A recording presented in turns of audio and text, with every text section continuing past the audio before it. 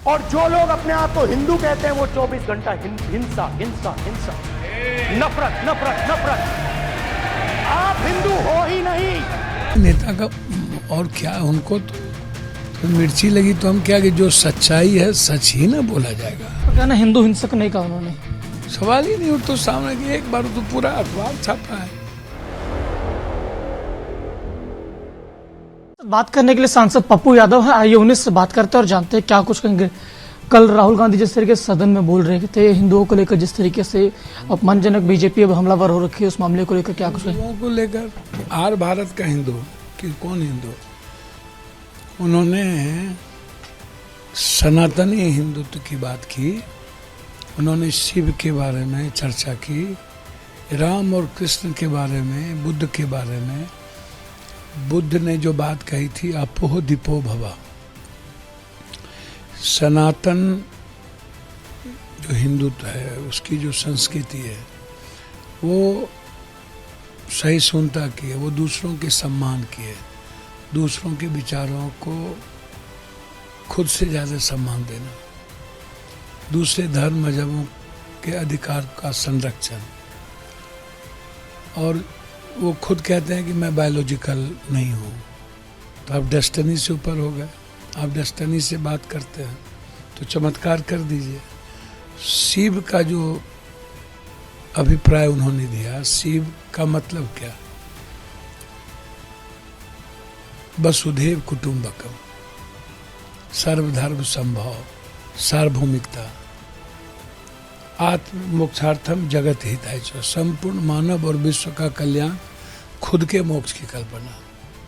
तो ये जो दर्शन है, थीम्स है, आप किसी भी ईश्वर गॉड धर्म मजहब को देखिएगा तो इस दुनिया में किसी ने नफरत की बात नहीं की, तोड़ने की बात नहीं की, सबने प्रेम की बात की, मानवतावादी सोच की बात की। आध्यात्मिकता हमारे देश की ताकत है।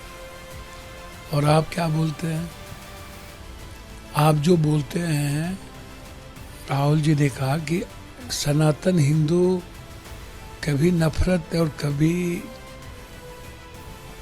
ऐसी भाषा का प्रयोग नहीं किया जो दूसरों को ठेस पहुंचे, और आप कभी नफरत के बगैर जीते ही नहीं। तो आप पीएम को कहा, आरएसएस को कहा, बीजेपी को कहा कि हमेशा आप कभी मुजरा की बात करते हैं, कभी आप भैंस की बात करते हैं, कभी आप जेवर की बात करते हैं। आपको खुद पे भरोसा नहीं है, आप खुद अपने प्रति ईमानदार नहीं है, आपको राम पर भरोसा नहीं है, किसी पर भरोसा नहीं है आपको, आप सुपर डुपर हैं। तो आप सोचिए ना। तो उन्होंने कहा कि भाई आप मतलब पीएम कि आप रियल में हिंदू हो ही नहीं सकते, क्योंकि हिंदू नफरत की बात करता ही नहीं। इतने ही बोलने के बाद बीजेपी के तमाम नेता खड़े हो गए। और बीजेपी के नेता का और क्या, उनको तो मिर्ची लगी तो हम क्या कि जो सच्चाई है सच ही ना बोला जाएगा। और सच सुनने की ताकत बीजेपी को है ही नहीं, सच करने की भी ताकत नहीं है। हमेशा झूठ का आधार। आप महंगाई पे बात नहीं करते हो, नीड्स पे बात नहीं करते, अग्निवीर पर बात नहीं करते, रोजगार पर बात नहीं करते, किसानों पर बात नहीं करते हैं, आप बिजली पे बात नहीं करते, वन नेशन वन हेल्थ पे बात नहीं करते, वन नेशन वन एजुकेशन पे बात नहीं करते हैं। आप कभी भी सकारात्मक और रचनात्मक बात करते ही नहीं हैं। आप जब भी बात करते हैं हमेशा उसमें एग्रेशन होता है, उसमें एरोगेंसी होती है। ये क्यों? यानी आपका कहना हिंदू हिंसक नहीं कहा उन्होंने, सवाल ही नहीं उठ तो सामने कि एक बार तो पूरा अखबार छापा है। वो हमने अब कौन सी बोलेंगे, वो तो ऑन रिकॉर्ड है जिसको स्पंज कर दिया गया है। तो गलत है, सच्चाई को आप स्पंज करिएगा। वर्ल्ड में विदेश से कोई सोशल मीडिया, आप सोशल मीडिया पर कोई चीज स्पंज होता है, आर भारत में न स्पंज हो जाएगा, सोशल मीडिया में होगा, नहीं होगा ना भैया। अब सच्चाई चली गई, बहस हो रही है। पहली बार मिर्ची लगी, 2 बार 3 बार उठे हैं वो, पूरा मंत्रिमंडल उसको संरक्षण। तो अब वो गया जमाना, आप भूल जाइए। मजबूत विपक्ष है और आपको सच्चाई सुनने की आदत लगा लेनी चाहिए। तानाशाही प्रवृत्ति आप खत्म करिए।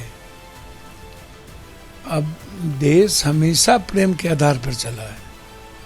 देश हमेशा सरलता और विनम्रता के आधार पर चला है। और आप आज भी सियासत और सत्ता के लिए वही धंधा करेंगे, वो नहीं चलेगा। राहुल गांधी का कहना है कि अग्निवीर योजना के तहत यूज एंड थ्रो किया जा रहा है। आज अखिलेश यादव सदन में बोलते हुए कह रहे हैं कि अग्निवीर योजना के तहत देश की सुरक्षा के साथ समझौता। बिल्कुल ठीक कहा उन्होंने। अग्निवीर जो योजना है, ये आप 3 साल की कोई बच्चा यदि सुरक्षित नौकरी करेगा तो उसको लगेगा कि मेरी लाइफ सुरक्षित लौटे, क्योंकि ना उसके पास अनुकंपा पर कुछ है तो क्यों मरना चाहेगा। मरने के बाद उनके परिवार को कोई देखने वाला नहीं तो क्यों वो मरना चाहेगा। उसका रेस्पेक्ट नहीं, उसको शहीद का दर्जा नहीं। कोई भी आदमी अपने फैमिली को सुरक्षित रख के ही ना कोई काम करेगा। तो एकदम ठीक कहा। ये बात तो सब शुरू से चल रही है कि अग्निवीर योजना बिल्कुल बच्चों के भविष्य के साथ और देश के भविष्य के साथ खिलवाड़ है। वो तो बिल्कुल सही कहा एकदम।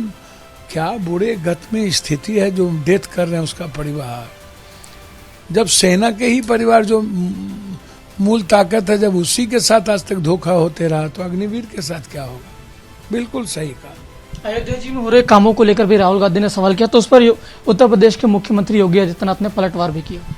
भैया आदित्य योगीनाथ जी और काम क्या है। विकास तो भी उत्तर प्रदेश में करेंगे नहीं, जात पात करेंगे। योगी आदित्यनाथ जी का कोई पहले अपने बारे में न सोचे कि मोदी जी और अमित शाह जी उनको कहाँ रखे हुए हैं। और अयोध्या में आप काम किए होते तो हारते। राम का जगह जहाँ जहाँ था कृष्ण का, सब जगह आप हार गए। आपने वहाँ के निषादों को, मल्लाह को, गरीब को, गुरवा को, पंडित को, ब्राह्मण को, सबको आपने देखिए ना कल क्या बोला है बनारस का पंडा और अयोध्या के सारे पंडित जी लोग क्या बोले हैं। देखिए ये तो सनातनी संस्कृति को टप करके इनको तो वो समय सारे चारों शंकराचार्य ने क्या कहा था, ये नहीं बचेंगे। एक भी शंकराचार्य नहीं आए। आप सनातन विधि और सनातन संस्कृति से अलग हट करके आप मुखेर कानून है, आप परंपरा को खत्म कर दीजिएगा तो वो नहीं चलता। और सारे जमीन का पैसा नहीं दिए, सबका कब्जा कर लिए, पूरी गुजराती के को जमीन दे दिए, पूरी गुजराती को बैठा दिए। आप बनारस में भी पूरी गुजराती को आपने बैठा दिया। तो ये बनारसी को भगा दोगे, अयोध्या वाले को भगा दोगे और गुजराती सबको ले आओगे तो विरोध तो होगा ना। तो हुआ विरोध। चुनाव खत्म हो गया लेकिन ईवीएम का ठीकरा फोड़ना खत्म नहीं हुआ। आज अखिलेश सदन में बोल रहे थे, वो करे ईवीएम पर भरोसा नहीं, 80 में से 80 सीट भी जाऊं तब पर भी भरोसा नहीं। भैया अखिलेश जी ने जो बात कही ना, वो गंभीर आदमी है, गंभीर नेता है। कुछ उन्होंने देखा होगा, महसूस किया होगा, तभी तो ये ईवीएम पर कई बार चर्चा होती है, चिप पर होता है, उसके इलेक्ट्रॉनिक्स चीज़ों पर होती है। इलेक्ट्रॉनिक्स तो कोई भी कहीं से इलेक्ट्रॉनिक्स शायद हो जाएगा, वो तो अभी चल ही रहा है। 49 सीट है जहाँ ये 2000 से नीचे से चुनाव जीते हैं। ये प्रधानमंत्री 180 सीट नहीं आता है इनको। बिहार के अहंकारी नेतृत्व ने धोखा दे दिया, नहीं तो ये राहुल गांधी जी को प्राइम मिनिस्टर बनने से कोई नहीं रोक सकता। बहुत बहुत शुक्रिया हमसे बात करने के लिए। तो सांसद पप्पू यादव थे विजय एजाज के साथ गणेश पाठक, रिपब्लिक भारत, दिल्ली।